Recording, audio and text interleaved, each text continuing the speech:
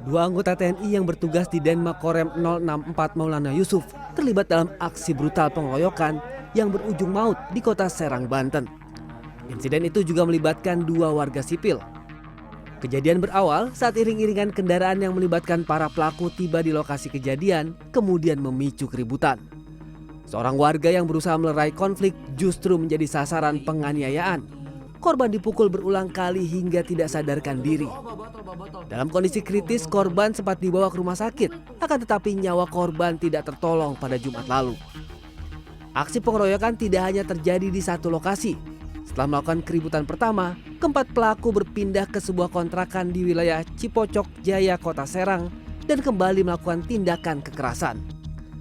Tindakan brutal ini terjadi saat pelaku dipengaruhi minuman keras pada 15 April lalu. Betul Pak, saya melakukan pemukulan. Dengan cara memukul? Anda Enggak, memukul aja. hanya memukul dengan menggunakan Tangan kosong.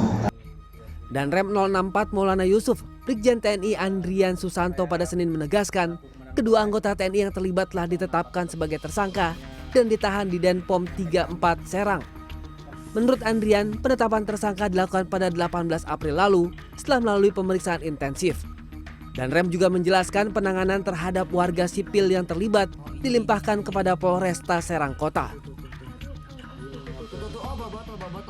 Dari hasil pemeriksaan yang sudah dilakukan oleh Denpom 34 Serang,